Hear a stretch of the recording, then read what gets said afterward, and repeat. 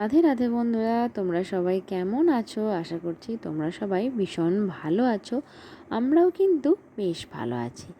আজ হলো রবিবার, তোমাদের সবাইকে সাথে নিয়ে আজকের ব্লগটা শুরু করলাম। সাথে থেকেও আশা করছি আজকের ব্লগটা তোমাদের বেশ ভালো লাগবে। আর এখন ঘড়িতে বাজে সকাল 9টা। তো আজকের ব্লগটা একটু দেরি করেই শুরু করেছি। তো আজকে কি হয়েছে, অনেক দিন পর আজকে রবিবারে মেয়ে একটু বেলা করে উঠেছি জানো তো। তো রোজই তো ওই ভোর 5টার আগে উঠে পড়ি, কিন্তু আজকে উঠতে ওই 6:30 বেজে গিয়েছিল। তো একটু ইচ্ছা করেই শুয়েছিলাম বলতে পারো। আর তোমাদের দাদাভাই আর মেয়ে, দাদাভাই মর্নিং ওয়াকে গিয়েছিলো, মেয়ে যায়নি। তার কারণ হচ্ছে মেয়ে ওই সাইকেল চালাতে গিয়ে তো পড়ে গিয়ে হাঁটুটা ছিঁড়েছিল। তো সেই জন্য মেয়ে আর যায়নি। তো তিনজনে মিলেই আর কি শুয়েছিলাম। আর এদিকে তারপর উঠতে ধরো দেরি করেছি। আর আজকে যেহেতু রবিবার ছিল, মেয়ের টিউশনিও ছুটি, তো সকালবেলা সেই জন্য ফ্রেশ হয়ে নিয়ে ব্রেকফাস্ট খেয়ে তারপর মেয়েকে পড়তে বসিয়েছিলাম। তো মেয়েকে পড়িয়ে তারপর সোজা চলে এসেছি রান্নাঘরে। তো রান্নাঘরে ওই গ্যাস ওভেন মুছে আর সবজিগুলো সব কেটে নিলাম।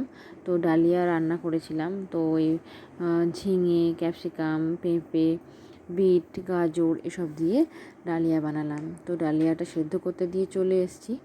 তো ওটা আস্তে আস্তে হোক, গ্যাসের ভলিউমটা কমিয়ে দিয়েছিলাম। আর তারপর এই যে বিছানাগুলো চাদ বেডশিটগুলো তুলে দিলাম, তুলে দিয়ে এদিকে সার্ফ দিয়ে ভিজিয়ে দিয়ে আর ওদিকে কাঁথাটা নিয়ে এখন আমি যাচ্ছি ছাদে মিলতে।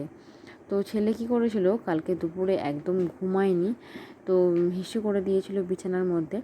তো সেই জন্যই আর কি কাঁথাটা না ছাদে মিলতে হলো জানো তো। তো না হলে কি বলো তো, একটা যেমনই হোক ভিজে থাকলে কেমন স্যাঁতস্যাঁতে ভাবও লাগে, আর বাচ্চাদের হিসু হলেও কেমন একটা গন্ধও থাকে।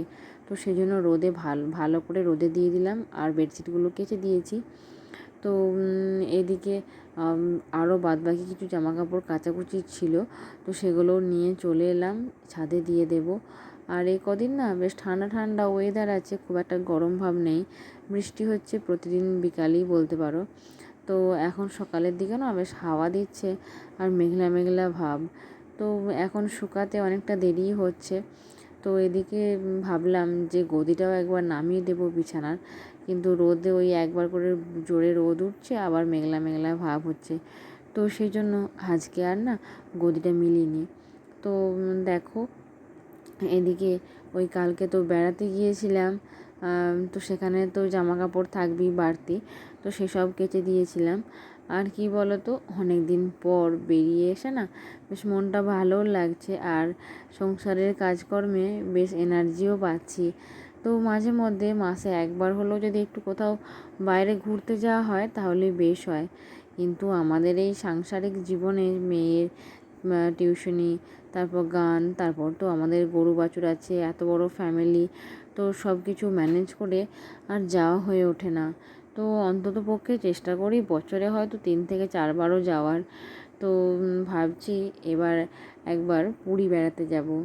তো একবার গিয়েছিলাম, আবার যাব। তো পুরী জায়গাটা আমার এত ভালো লাগে, কি বলবো তোমাদের। তো মনে হয় বারবার যাই, তো বারবার গিয়েও যেন সেই জায়গাটা পূরণ হয় না। তো যাই হোক, যবেই আর কি জগন্নাথ দেব টানাবে তবেই যাওয়া হবে। তো না হলে তো ওইসব জায়গায় যাওয়া সম্ভব নয়। তো এদিকে ছাদ থেকে নেমে এসে এরপর ঝাঁটপাট দেবো। তো অন্য দিন তো ভোরবেলায় অন্ধকারের মধ্যে ছেলে ঘুমায়, তখন ঝাঁটপাট দিই। তো আজকে অনেক দিন পর ওই বেলা করে ঝাঁটপাট দিচ্ছি। আর কি বলো তো, ওই আলো জ্বেলে বেশ ভালো করে ঝাঁট দিলে অনেকক্ষণ সময়ও লাগে এবং অনেক নোংরাও বের হয়। কেননা ছেলে যেহেতু ঘুমায়, এগুলো না আমি নিচে আলমারির নিচ, খাটের নিচ এগুলো খুব একটা পরিষ্কার করতে পাই না। একে তো অন্ধকার থাকে, তারপর আবার শব্দ করা যায় না। তো সেই জন্য দেখো আলমারি তলা থেকে কত জিনিস বের হলো। কি বলো তো, ছেলে খেলতে খেলতে এটা সেটা জিনিস না আলমারি তলা দিয়ে ঠেলে দেয়। তো তাহলে কি হয়, সেগুলো ওর মধ্যেই থেকে যায়, ওখানেই থেকে যায়। আর প্রতিদিন তো নানা রকম খেলনা নিয়ে আমার ছেলের খেলনা লেগেই আছে। তো সেই জন্যই আর কি। তো এদিকে দেখো আলমারির তলা থেকে একটা মিষ্টির বক্স পর্যন্ত বেরিয়ে এলো। তারপর তো এটা সেটা কাগজপত্র, খাওয়ার চিচিড়ে ভাজা হোক, কেক হোক, পলিথিন এটা সেটা বেরিয়েই থাকে। তো আজকে যেহেতু ঝাড় দিতে অনেকটা দেরি হয়ে গেছে, তো দেওরও ঘুম থেকে উঠে বাজার চলে গেছে। তো সেই জন্য এই রুমটাও ঝাড় দিয়ে দিচ্ছি পরিষ্কার করে। আর কি বলো তো, ঝাড় দেওয়ার সময় না ওই ঝাঁটা দিয়ে ঝাড়ার অভ্যাসটা আমার বরাবরই। যখনই চোখে নোংরা পড়ে, ঝুল পড়ে, আর বিশেষ করে মাকড়সা পড়লে তাকে তো মারতেই হয়। তো ঝেড়ে ঝেড়ে ঝাড় দেওয়ার অভ্যাসটা মানে কি বলো তো, আমার শাশুড়ি মার কাছ থেকেই পেয়েছি। তো আমার শাশুড়ি মা যখন ঝাড় দেয় তখন না চারিদিকে বেশ ঝেড়ে তারপর ঝাড় দেয়, তাহলে কি বলো তো, বাড়িঘরগুলো পরিষ্কার থাকে এবং ঝুল তো একদমই থাকে না। তো এদিকে ওই ঝাড় দেওয়ার সময় পটলগুলো ভাজতে দিয়ে দিয়েছিলাম। তো তারপর পটলগুলো দেখো বেশ লাল লাল মতো ভাজা হয়ে গেছে। এরপর আমি পটলগুলো তুলে নেব। আর এই পটলগুলো না যখন ভাজতে দিয়েছিলাম উল্টো পিঠ করে দিয়েছিলাম, তাহলে কি বলো, তেলটা কম শোষে এবং গ্যাসের ভলিউমটা বেশ কমিয়ে দিলে পটলগুলো বেশ খরা খরা ভাজাও হয়। তো ওদিকে কুকারের মধ্যে কিন্তু ডালিয়াটাও রেডি হয়ে গেছে। তো এই এই যে এখন ডালিয়াটা বেড়ে দিচ্ছি গরম গরম। তো মেয়ে আর আমি দুজনেই আর কি খেয়ে নেব।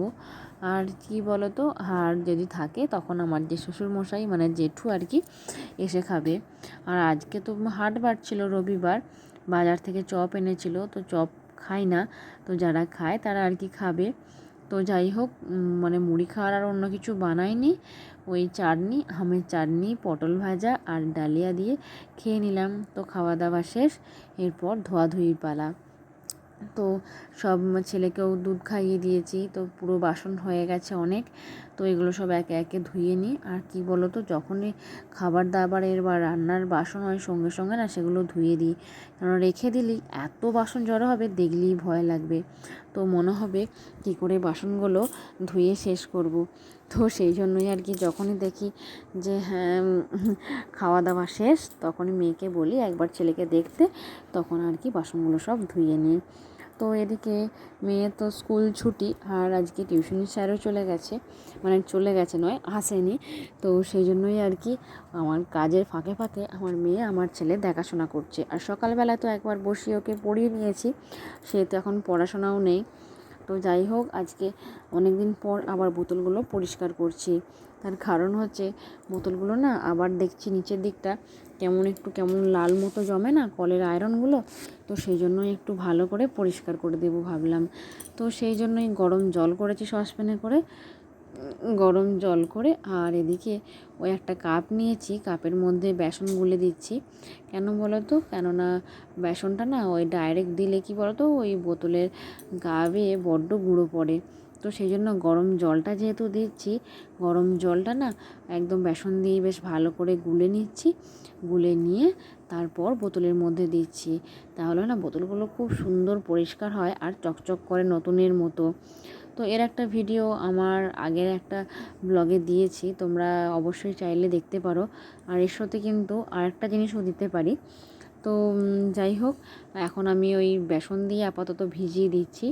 তো এর সাথে খবরের কাগজ দিলেও কিন্তু বেশ ভালো পরিষ্কার হয়। তো হাতে অল্প সময় ছিল, তো সেই জন্যই আর কি ওই জিনিসটা আজকে আর দিলাম না। তো কি বলো তো, বিছানাগুলো রোদে দিয়ে এসেছি, তো ওগুলো আনতে হবে, বিছানাটা গুছাতে হবে, তারপর আবার ছেলেকে খাওয়াতে হবে। ছেলের জন্য আজকে ওই লাউ মুসুরির ডাল, ভাত আর মাছ ভাজা এইসব রান্না হবে। তো ছেলেকে খাওয়াতে হবে, স্নান ছাড়াও হয়নি, আজকে বেশ বেলা হয়ে গেছে। যেহেতু কাজটা আজকে বেশ বেলা থেকেই আরম্ভ করেছি, কেন ভোরবেলার কাজ সকালবেলায় শুরু করেছি, সেহেতু তো অনেক দেরি হয়ে গেছে। তো এদিকে বোতলগুলো ভালো করে একটু ঝাঁকিয়ে দিচ্ছি যাতে সবটা মিশে যায়। তো বোতলগুলো পরিষ্কার করতে করতে আগের ব্লগের দিদিভাইদের কমেন্টগুলো তোমাদের সাথে শেয়ার করে নিই। যে অধিকারী ফ্যামিলি থেকে কমেন্ট করেছে যে দিদিভাই তোমার ভিডিও দেখতে খুব ভালো লাগে, এভাবেই এগিয়ে যাও, সারা জীবন তোমার পাশে আছি। আর মঞ্জু বর্মন কমেন্ট করেছে খুব সুন্দর ভিডিও। সাজুক্তার দিদিভাই কমেন্ট করেছে খুব সুন্দর হয়েছে ভিডিওটা। তো আমার সব দিদিভাইদের জন্য রইল অনেক অনেক ভালোবাসা, তোমরা এভাবেই আমার পাশে থেকো এবং সুন্দর সুন্দর কমেন্ট করো। তো তারপর বোতলগুলো তো ভিজিয়ে রেখে ওপর থেকে ওই বড় কাঁথাটা নামিয়ে নিয়ে চলে এলাম। তো তো রোদে তো পুরো একদম গরম হয়ে গিয়েছিল। তারপরে এই যে সুন্দর করে বেডশিটটা এখানে বিছিয়ে দিলাম। তো কী বলো তো, বিছানা রোদে দিলে এত সুন্দর ফুলে ওঠে এবং গরম গরম ভাব হয়, শুতে তো বেশ লাগে। তো তারপর দেখো বেডশিটটা বিছানোর পর একটু বেশ টান টান করে গুঁজে দিলাম, কেননা ছোটো ছেলে তো বিছানায় ওঠে, খেলা করে।